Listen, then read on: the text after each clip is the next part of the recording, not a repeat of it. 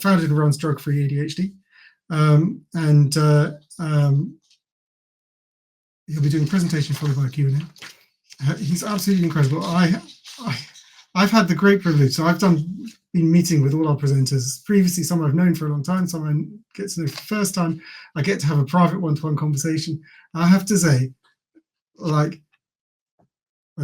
no, not downgrading anyone else I spoke to, but I loved my conversation with Joesph more than I did with anyone else. Like, he presented me with ideas that I'd not really heard before, and I think we're both able to happily debate and have different perspectives and actually quite enjoy the challenge. And I really, really did. And yeah, honestly, it was great fun. So you are in for an absolute treat. As before, go to globaladhd.com, click on Joseph's segment. You can put questions in there. We do also have feeds from most of the social media channels, so we can see comments. So if you've got comments to add, put them in, and I should be able to pull questions from there. But the only way to be absolutely sure is to go to ADHD.com. The other thing to say is, we do conferences differently, right? They're free, but donate if you can, because we're not putting barriers between information and those that need it. And we think that's really important. We do that with almost everything we do. It absolutely could, like, it is ruinous for us financially. We do this with ADHD Australia, but honestly, we need donations. So please consider donating. Go to globaladhd.com and donate. It's the only way we can do the work we can do, the advocacy we can do, the change we're trying to make, and put this conference on. So thank you. Right, I had to do that, Joesph. Welcome. Good afternoon. How are you doing? Yeah, great, and can hear you loud and clear. Wonderful to see you. Like I have admitted that yours was my favourite of all the conversations. That's just a way to blow up the little ego there just before we get started. I enjoyed the challenge. I think we both did. Right, it's over to you. I believe you've got a presentation you need to share into the. I'm just going to be talking, free flow. Okay, fair enough. It is planned. Don't worry. I know my off-peak waffle may scare you. I'm not going to be doing that. So, no, that's fine. You know, it's interesting that Henry mentioned about school. So it's very good. I thought I might be talking to you, Henry. No, it's very interesting that Henry mentions about schools there, because I had an absolute nightmare at school. I mean, I left school at 16 with 4 GCSEs, and I think my highest grade was a C. And I can't even remember what that was in. I genuinely haven't looked at those results or even really thought about them so much until perhaps just now. I couldn't sit still. I just was... The only thing exciting about school was getting in trouble. It was the only thing that could keep my attention. I wasn't scared of the teachers in the slightest. And therefore, I was a troubled kid and wasn't paid any attention. I ended up leaving that school and going to a college to do music. So that was really the only thing I was really fascinated in. And the teacher there, she just immediately understood that the kids in the class would be different. Now, I can't remember her ever using the words neurodivergent or ADHD or anything like that. But she understood that it was quite likely that creative children would need to learn in different ways. Now, for one reason or another, I actually started a few days late. And I remember very vividly walking into the classroom and expecting rows of chairs, because I'd gone to a very traditional UK Victorian type school, if you will. So I expected the exact same thing, except rows of chairs and tables and absolute silence.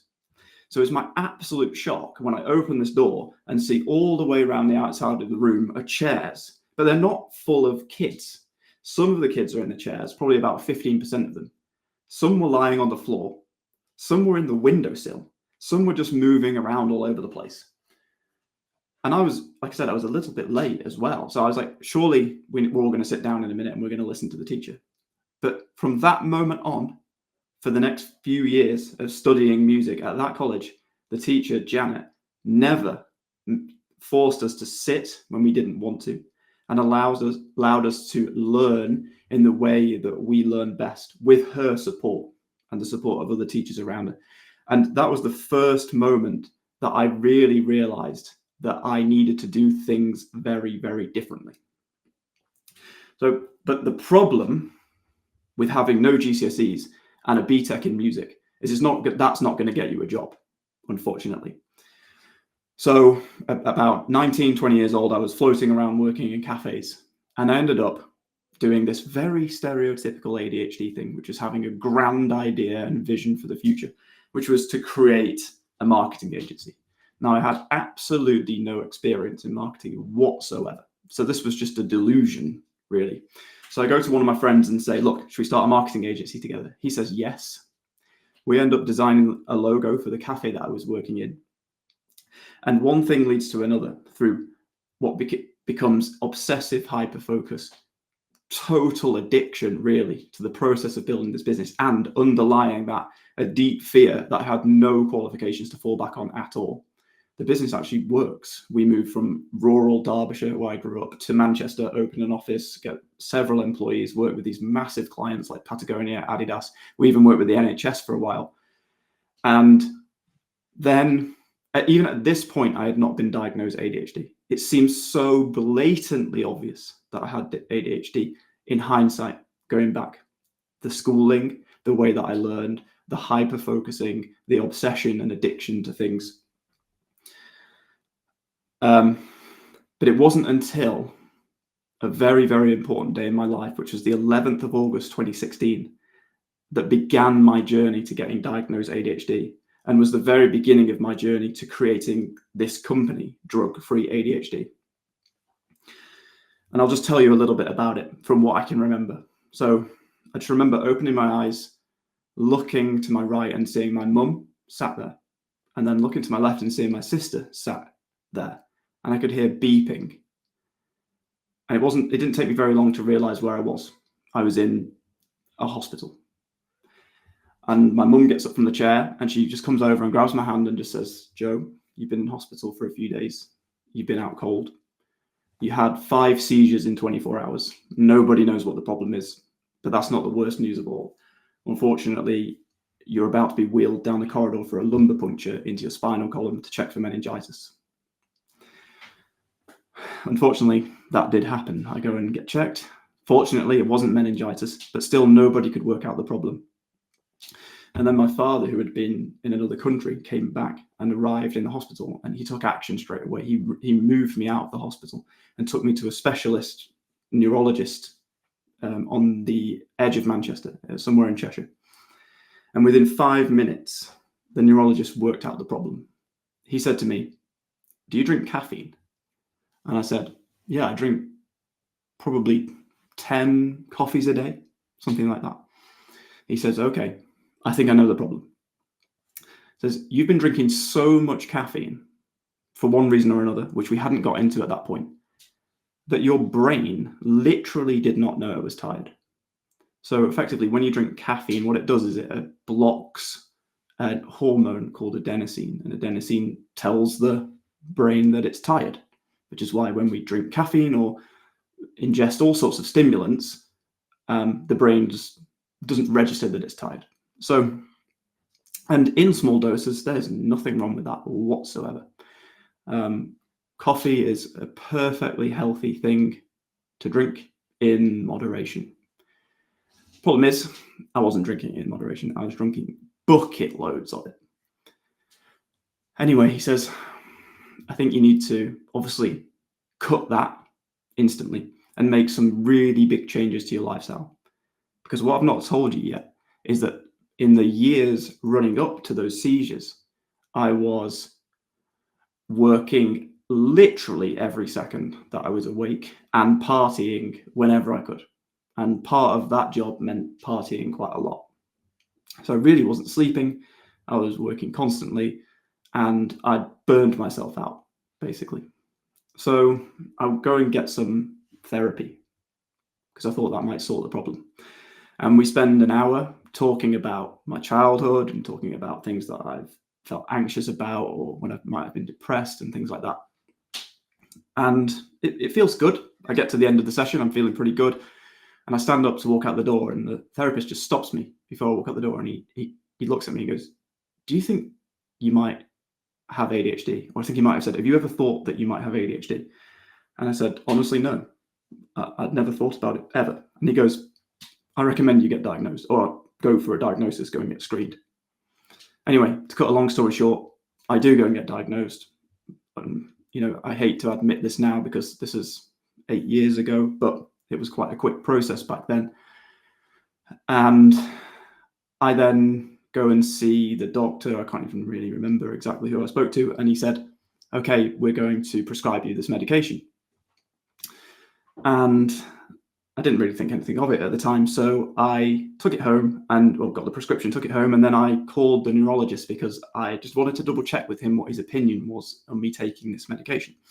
And I said, "Look, I've been diagnosed with ADHD." And the neurologist goes, "Well, that makes sense." He says, "Well, I've been prescribed these stimulant medications for it." And he looks, well, he doesn't look at me because I'm on the phone, but he just says very sternly, "Do not take that." I said, "Why?" He said, "Look, you've had really severe seizures that knocked you out for multiple days from caffeine. These stimulants are very strong. You do not want to be taking them." Now, I'm just going to caveat this a second. This is specific to my experience and what happened to me. So me saying that the medication is going to give seizures does not mean that it will for you. So that's definitely not what I'm saying. The other thing is my genuine, even though I run a company called Drug-Free ADHD, my genuine belief is that if you want to take medication, if you think that it's going to help you, and the benefits of those medications outweigh any risk of those medications, then you should take them. So, and I can get into that again in a minute because that's a very, very specific statement to make. If the benefits outweigh the risks. And what I mean, just quickly, before I get into it later, is ADHD comes with risks. So if the risks of ADHD to you in your life are greater than the medication risks, then it's a fairly wise decision. If you can cope or manage without medication, perhaps the risks are not worth it. But that is a completely personal choice. And I would even argue it's not a choice for your doctor either. It's a choice for you only. And unfortunately, that means doing a hell of a lot of research yourself and really learning about what the risks really are, not from someone talking on a screen like me who may have an agenda, or a doctor who may have only been looking in one direction and has at the end of the day, they are scored and marked on their ability to medicate or to treat, but not necessarily looking into the long term. So it's completely personal. But anyway, I get this news.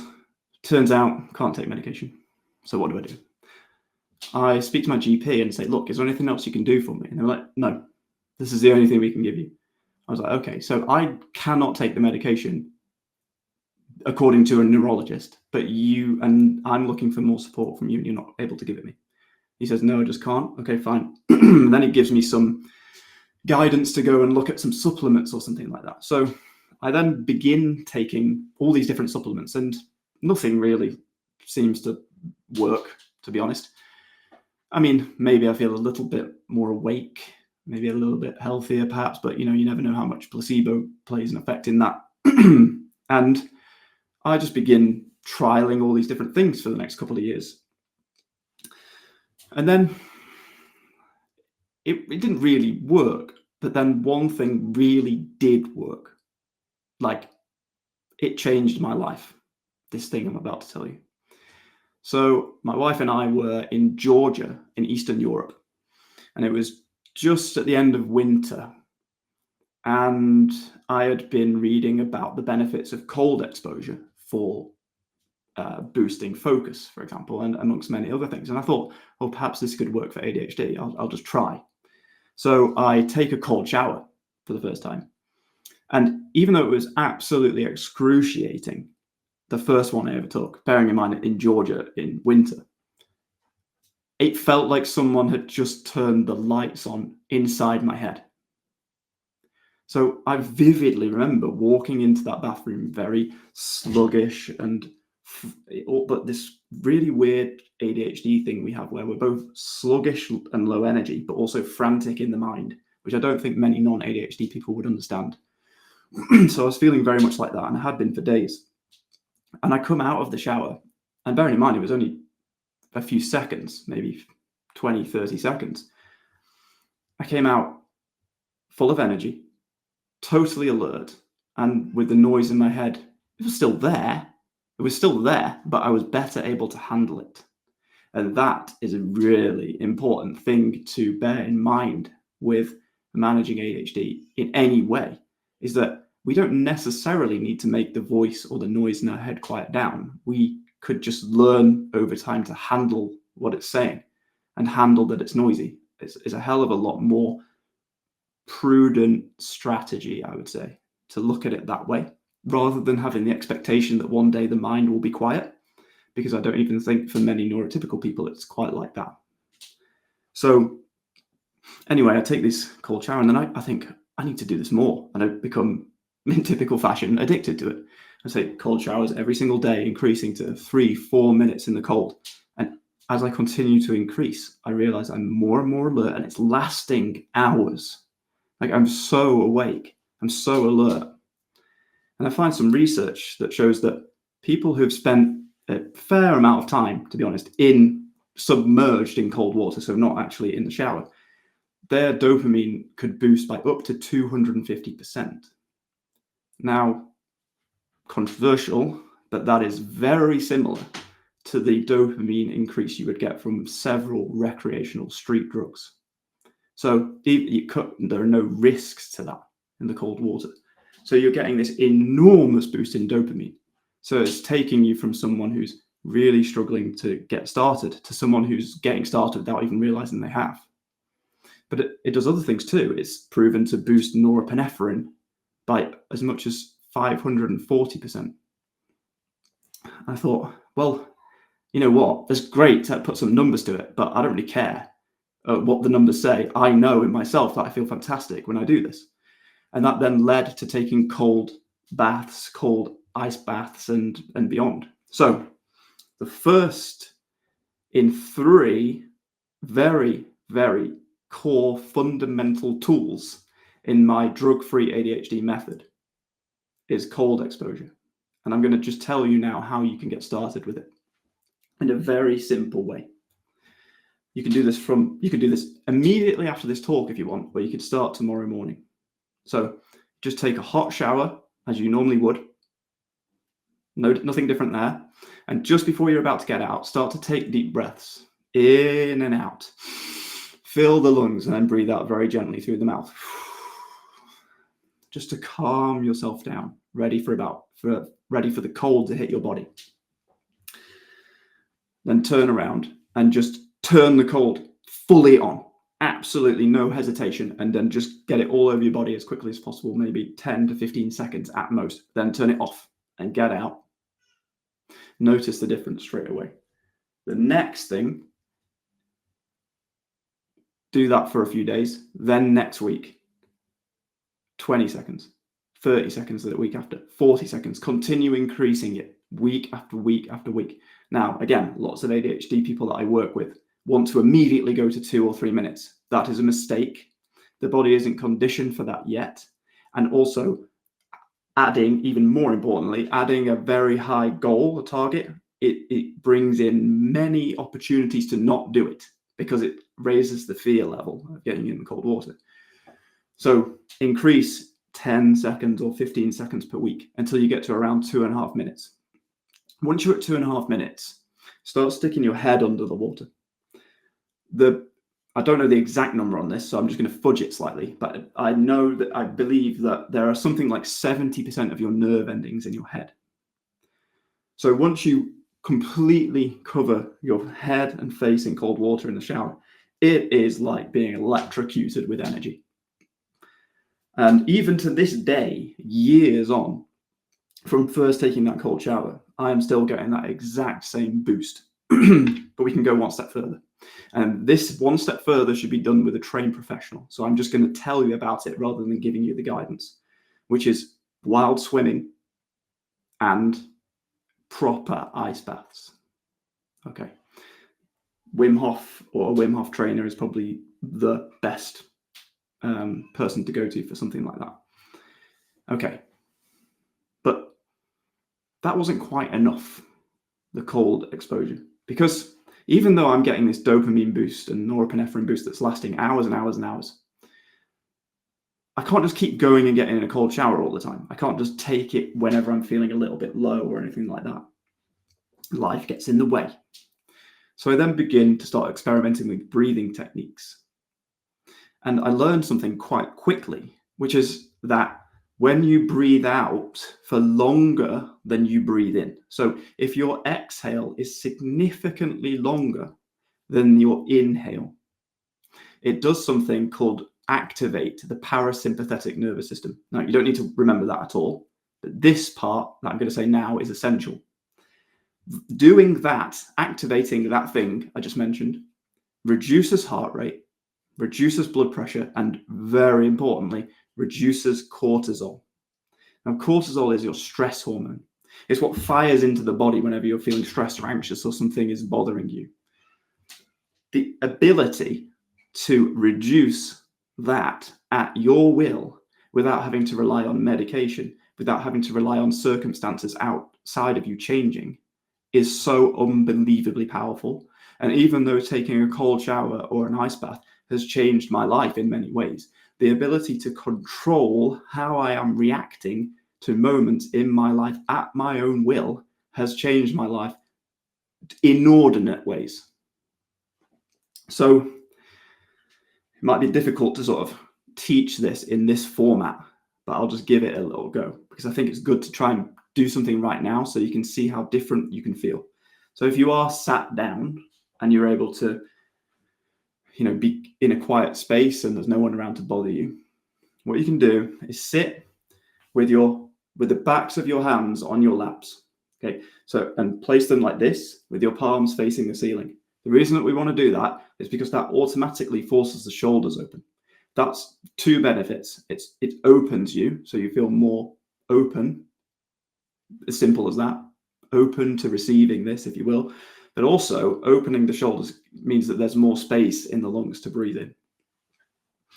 You would just raise your chin slightly and take a big inhale through the nose, filling the lungs completely, like 100% full. Once the lungs are full, you breathe out very gently through the mouth, immediately past your lips, so that the sound of the air coming out of your lips is now making a noise. Now take your awareness, your attention, and place it on that sound. Place it on the sound the air is making and breathing out very slowly. So what the lips are doing is restricting the air. You will then reach a natural level where it feels like you have to push to get the remaining air out. Do not push, just breathe in again. So what you're doing is you're breathing in for around 2 seconds and you're breathing out for around 12 seconds. But anywhere between 10 and 15 seconds is pretty optimal, so long as the exhale is much, much, much longer than the inhale. Doing that and breathing for 2, 3, 4, 5 minutes, depending on how you're feeling, will mean that your parasympathetic system is more activated than your sympathetic system, the competing system, for that period of time, which over that time will bring all those markers down: heart rate, blood pressure, cortisol. I run a daily meditation group specifically for people with ADHD. So the meditation technique is specifically designed for those with ADHD. Every single morning, we begin at 7:30 a.m. with that breathing technique. We breathe in for 2 seconds, and then we breathe out very slowly for around 12 or 15 seconds. And that means what happens is everyone comes into the session. This is remote over Zoom on the internet. And everyone might come in with all different challenges or frustrations from the morning. The kids have been screaming. There's something gone wrong. They've got a letter from the bailiff saying they have to pay a fine, which is exactly what happened to me yesterday, by the way, for an unpaid parking ticket from 2 years ago, which I knew nothing about until yesterday, genuinely. We come in, we do this breathing technique, And very quickly, it just helps just wash those anxieties, wash those stresses away. And then that will then prepare us to go into the next phase, which is meditation. Okay, meditation is a scary word, I've learned, for people with ADHD. And it was for me too, when I first began experimenting with it. The reason why it's a scary word is because the way that meditation is taught isn't applicable to us. Because they always say something like this: clear your mind, empty your mind, ignore thoughts, or quiet the mind, shush the mind. That's not going to happen. That's just not going to happen. And that teaching, that instruction is just setting us up for immediate failure. So what we want to do instead of trying to quiet the mind, we want to use an object of attention. We create an object of attention. In more traditional styles of meditation, people would follow the breath. So they can literally focusing on the sensation of the air coming in and out of the nose, touching the top of the lip. Now, I don't know about you, but every time I try and do something like that, my mind goes wild. There's no control in that thing. And nor should there be, and I can come to that in a bit. There are other things. You can light a candle and stare at the flame. You can pull beads through your fingers. There are lots of different ways. But the absolute best way to do this with an ADHD mind is to use a mantra. Now, there are many, many, many different mantras to use. But the one I will talk to you about now is so unbelievably simple. Basically, sitting in a meditation posture with your eyes closed, and you begin repeating silently, I can handle this. I can handle this. I can handle this. This has two benefits. One is creating another thought in the mind that you place there at will. So in your mind, you have automatic thoughts. You know all about those. They're chatting all day long. But then you also have willful thought. So an automatic thought it's just there. You're not asking for it to be there. A willful thought is one you place there yourself. So a willful thought an example of one could be, what shall I eat for dinner tonight? What shall I eat for dinner? An automatic thought would be, I'm just really, really panicked about this job interview that I've got. And then it's coming up with thousands of things that could go wrong in it. They're all automatic thoughts, and basically not a single one of those thoughts had any use for us whatsoever. So if we place a mantra into our mind, we are putting in there a willful thought that repeats over and over again. I can handle this. I can handle this. I can handle this. That's it. There's no more to this technique, because at no point do we ask the mind to be quiet.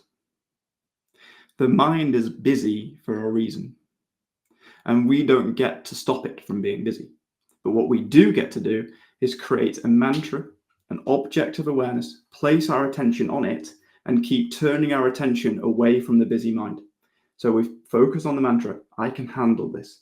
I can handle this. And every single time the attention gets pulled into the automatic mind, we acknowledge that's happened. We're not annoyed by it. We just acknowledge it's happened, and we gently bring ourselves back to that mantra.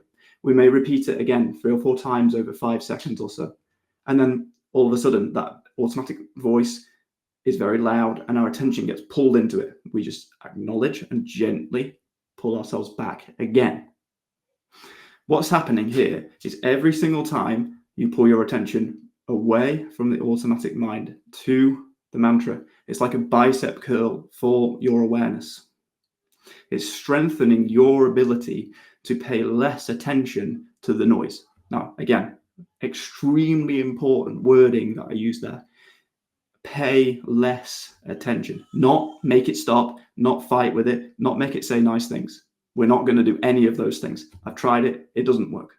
We can spend our entire life fighting with the mind to try and make it say nice things to us, when we could have just learned to ignore what it was saying altogether anyway. And granted, that's not something that can happen overnight or immediately, but it's absolutely possible. I've seen it dozens of times with people with ADHD. Now, that I can handle this mantra is just one very gentle mantra. There are other mantras, but I'm not going to talk about them now because I need to teach the person either one-to-one or in a very small group setting, because they can often trigger uncomfortable feelings inside. People can sometimes feel quite dizzy, or they can feel maybe a heightened state of emotion or something like that. But these are really good things. Maybe not so much the dizziness, but that tends to pass after the first time trying it. But this sort of gently unlocking uncomfortable feelings that are buried somewhere deep inside is one of the main points of meditation, because as it's releasing, as it's unlocking, it's attempting to release from you. So if you've been storing these heavy energies inside, they want to get out. They don't want to stay in there. But what we're doing, we find them so uncomfortable, we're so afraid of them, that we're sort of subconsciously and sometimes consciously just pushing them back down again. If you ever have found yourself saying the phrase, I just don't want to deal with that now. I just don't want to deal with that now. Again, no judgment. We all do that. It's just part of being human. But if you've ever found yourself saying that, that's exactly what I'm talking about. That's like a conscious suppression of energies and trapped experiences that are desperately trying to release themselves. Meditation, by creating an object of attention, a mantra, creates space to allow these things to come up, which is the main reason why the other more advanced mantras need to be taught with someone who knows what they're doing. Okay. There is actually another enormous benefit to meditation. Just going to take a quick drink and then I'll tell you about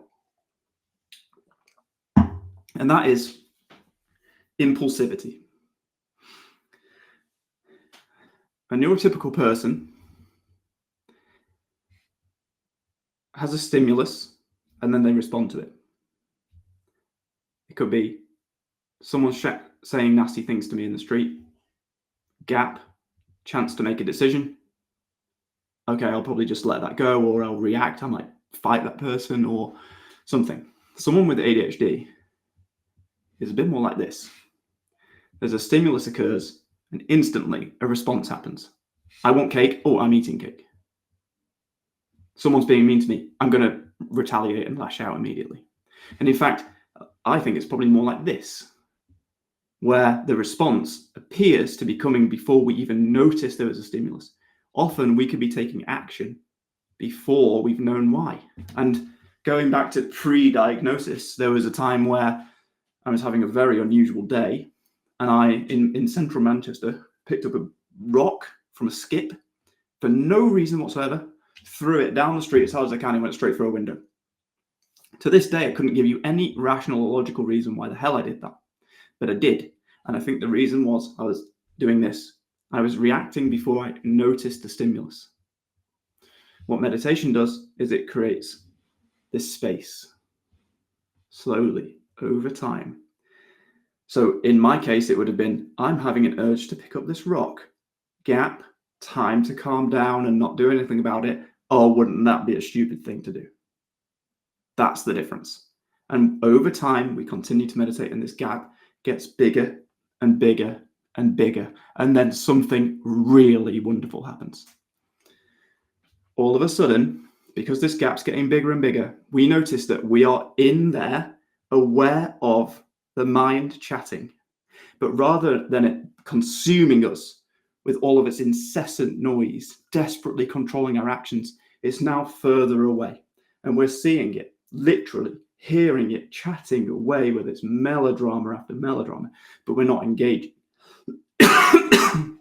We're not engaging because we've created such a gap that we recognize now that voice isn't us. I've been taking advice from that my whole life. I know this is a crazy thing. It might be a crazy thing to recognize, but everybody who meditates like this consistently over a long time recognizes that you are not the voice of the mind. You are the one who hears it. You, who is in there, aware of that voice, are not that voice. It is your voice. It belongs to you. It's been there your whole life, but it's not you. if it was you, in those brief moments of silence, you would cease to exist. You are the one aware of it speaking. And when you combine cold exposure, breathing techniques, and this kind of meditation consistently, and that gap increases, managing ADHD without medication, which again, I must state, is a personal choice. I have no right whatsoever and never will tell anyone what to do. But when that gap widens, managing ADHD without medication is not so difficult. At first, it is difficult, and it is a hard process to get to this point. I'm not going to sugarcoat it or make it sound easy. But in time, managing ADHD without medication is nowhere near as difficult as I thought it was going to be. Okay, so I don't know, I think I've got maybe 15 minutes. Before we get into the Q&A, I'll just say there are a few other things, of course, that we can all do to manage ADHD without medication. We can look at our diet. Now, I could go on about it, but I believe that Lucinda Miller is going to be talking at this conference, and she knows a hell of a lot more than me, and she will be so interesting to listen to on this subject. Okay, so has anyone got any questions for me? I have got, I think, about 10 minutes. I know, you do. That was wonderful, and actually very good bit for Lucinda, who's waiting in the wings because she's on next. So Didn't know couldn't that. be better. You do. There are plenty of questions, and just checking. There's no more you wanted to say. Like this is the. I think generally, again, listen to Lucinda on diet. For me, it's about just cutting out ultra processed food, like 100%, not. Or you can have a bit here or there. And that's very extreme, I know. But I just feel horrific when I eat ultra-processed food. So that's the personal thing. And then the things like, of course, productivity stuff. So working, this is probably much more applicable to self-employed people, but being really strict about working when you work best. This is getting pretty late in the day for me right now. I'm usually finished work about an hour ago. So I like to work really, really early in the morning, often from like 6 o'clock, because that's when my brain is most active and fresh. And I like to finish before I burn out. And that's just been a huge game changer. And I think, if thankfully, I am actually seeing one or two clients who have full-time jobs where their bosses are being quite accommodating of the way that they work, because they recognize that the quality of the work getting done and the time it gets done in is a lot more important than this archaic thing about them staying till 5 p.m. in the afternoon, which is just absolutely ridiculous that we're still doing that in 2024. Blah, blah, blah. And if anyone, if people don't get to ask me a question right now, they can just go to drug-free-adhd.org and they can subscribe to my newsletter, and you'll get an automated message. And you can reply to me with any question, and I promise you that I will reply properly. So, okay, that's a big promise. I do not give that promise. I'm not on top of that. We've had a number of questions, someone a great bit for you. So someone is, can we join your morning meditation, please? And how do we do that? Yeah, go to drug-free-adhd.org/meditation. That's simple. Go, there's a button, just click it, it'll give you the instructions to join. We have AF Canavans asked, how long do the effects of cold water therapy last? And can you please share any details of the research? Yeah, so they last about 3 hours according to the research. But I find that the thing is, it doesn't really even matter that it lasts 3 hours, because once you take a cold bath, for example, like a cold plunge, so like a sort of an outdoor ice bath without the ice in it, which is probably plenty for most people, you feel extremely alert, ready for the day. And then what happens is, because you're very productive early in the day, you find it easier to remain productive for the rest of the day. So it's not like, so for example, one of the things I do hear from people taking medication, of course, like in Drug-Free ADHD, just so you're aware, I help people get off of ADHD medication if they want to, with a specific process, or people who have decided not to take it, I give them the process that they can use to continue not having to take it. And one thing that I do see when people are coming off medication is that they have like a really steep withdrawal process in the afternoon, which makes it extremely difficult to focus. That does not happen with cold exposure. And although the stimulating effects of cold do not last as long as medication, you don't get any side effects from it at all. And in fact, there is another benefit which I didn't mention, which is that if you are able to get into very cold water in the morning when it's dark and raining in the UK, you're building grit. And things that used to bother you in the day are not such a big deal. And I'll tell you, right, I'm not comparing it directly to this, but I was a little bit nervous before doing this talk until Henry told the story about the suicide a year ago. And then it put it into perspective immediately. Why the hell would I be nervous doing this talk when I'm alive? It's just things like that. That's, again, getting in cold water is building grit. And it helps with other things. Honestly, I'm going to give it a go late. Like, I've got to do this for now 26 hours due to slightly overachieving on content, on quality, interesting content. So I will give it a go. Last year we had Rory Fairburns from 1 Year No Beer also talk about the benefits of cold therapy. Yeah. We've got a coach, Kay Hayes, who's contributing later, and she goes off to the wild swimming.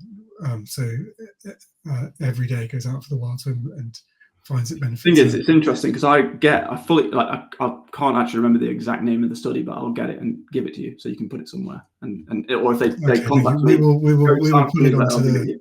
I've got it in my. Put it onto your page on this. If they come back and look.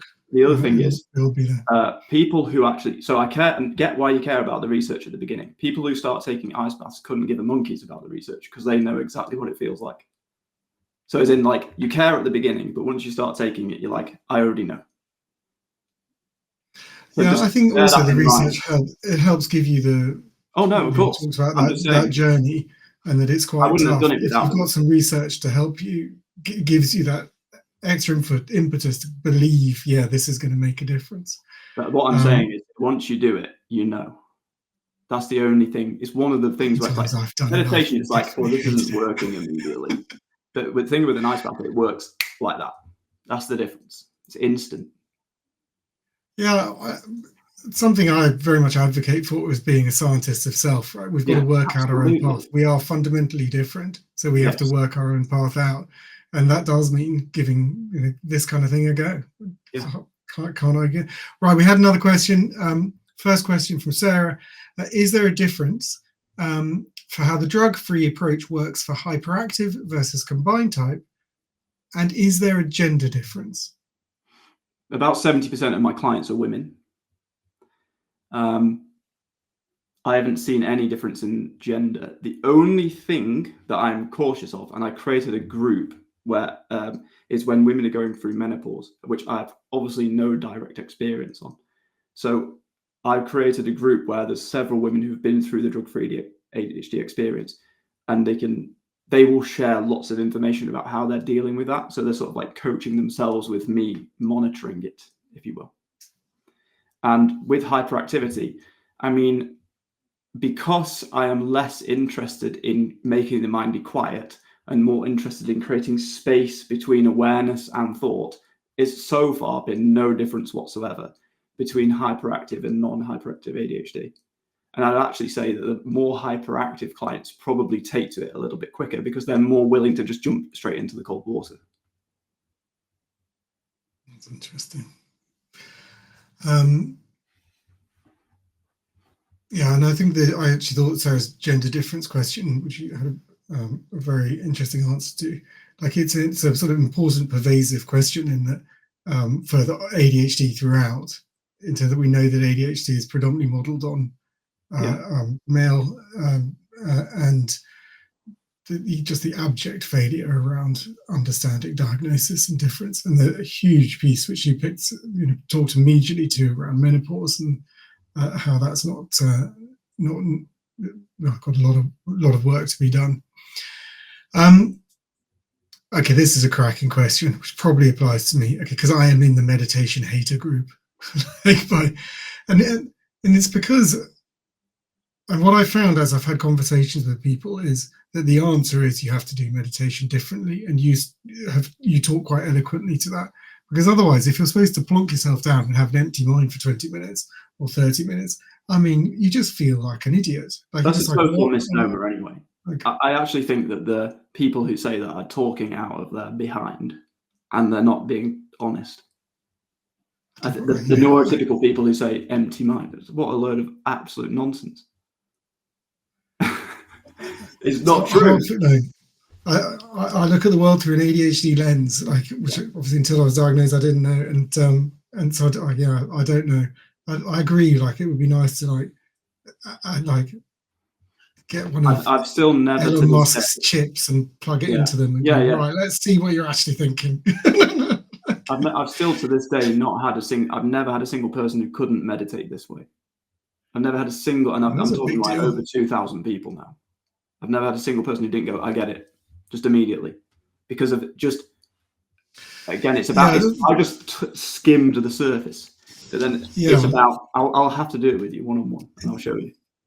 Well, that's a very kind offer, and I feel like obligated to take you up on it, because I think it'd be the only, obviously, with the stats, we have to be slightly mindful that your audience is self-selecting. So the meditation haters like me are unlikely to select. Yeah. And so we do have to be a little careful. It's about not understanding. I think I'm always a bit nervous when we say everyone, because we're all unique people plus ADHD. It's the only reason why a person can't meditate or say they can't is because they can't handle that. They can't handle just sitting there. They can't handle the busy mind chattering away. It's too whatever. That's really the point. Which is why you're on saying something to replace it. I thought was interesting. That one of my takeaways on listening to people talk about meditation is our version is a bit different, and it's like having understanding that's very helpful. Even last week I had a lady she's really ADHD with a big capital H, and she cried the first time I taught her this meditation technique, because she said it's the first time in decades that she's felt calm. Okay, we need to do that live. This is a live show of Joesph making you. And it's nothing. I want to say, it's not. I'm not. There's nothing special about it. It's so simple. It's not like I'm a genius. Not at all. It's so simple. It's again. I learned it. I just pulled different meditation techniques together and was like, okay, I think I need to make it more like this, because I think that will be more applicable to my brain. So it's a very selfish endeavor at the beginning. I was never ever thinking about teaching it to anybody else. It was all totally selfish. And all this, being able to now teach it to thousands of people has just come by accident. I just started talking about it on the internet. Because I thought if I talk it out loud, I'll remember it. That was it. Well, we had one final question, which is to point on that topic, is what's the best way to make this meditation approach appropriate for my highly reactive, undiagnosed ADHD 11-year-old? They have to want to meditate. I always say that. If you can find a way that makes meditation interesting or exciting or valuable to an 11-year-old, then amazing. And I believe it could work, because if you watch a documentary with Dr. Chris Van Tulleken from about a decade ago called The Doctor Who Gave Up Drugs, I think one entire hour-long episode was about ADHD medication, and it was about a group of researchers in Amsterdam that had developed meditation techniques, which is very different to the one I use, which is for children with ADHD, and you see them coming off their medication as part of this documentary. So go and search for The Doctor Who Gave Up Drugs with Dr. Chris Van Tulleken and find that. That'll teach you how to teach an 11-year-old how to meditate. And you've already slightly answered this, but it was the core question of can these methods work for children too? I cannot imagine trying to get my children into a cold shower. I personally don't work with children. I'm not, but yeah, it's a bit difficult. Like obviously, it's an area where you. Fair enough. I think that's quite a good answer. Yeah. That's us out of time, sadly. I've enjoyed it. I've enjoyed it. Like we had a very interesting conversation previously, because I think one of the things to say is you're not sort of completely anti-medication. You're more, this is a path that can work and work for a lot of people. And I would imagine, especially in the UK, because people basically get offered nothing else except medication, it's either off your trot, good luck, or here's some medication, also off your trot, good luck. But that's the two paths. There's no other support. You must then feel very strong about wanting to tell people like there is another path. And I think it's really one of the things when we're talking about it, and I'm talking about it, we talk about the fact that the long-term data shows it's about 50-50. So both paths equally well trod, and it is important. And some people, they have no choice in this. There's health reasons they can't opt for medication. That applied to you. We've had some commenters talk. When we look at the statistics on the NHS business issue statistics, you can see medication being taken by people in their 90s. But I would say that as you get older and you get likelihood of other health conditions, things become more challenging. To the likelihood of having an interaction or an issue as you've had then rises. I summarised pretty well. You're amazing. I've really enjoyed it. Absolutely wonderful. You're already queued up, Lucinda, which is my job next. Yep. Joesph, I just have to say thank you so very, very much. Thank you for opening our conference, doing it in such a interesting and compelling way. I can't believe I'm saying this, but I'm going to totally do. And I will have a cold shower between the when we drop off with Australia and give a handover to Australia. Yeah, you're going to have to provide evidence of that. I'm not taking the video camera. I'll just say one last thing before I go is that people can go to drug-free-adhd.org and just subscribe to the newsletter, and if they have something they want to ask me, and just it will send an automated message, and it will literally say, if you have anything to ask me, do it now. Reply, and then I will receive it and I will get back to you.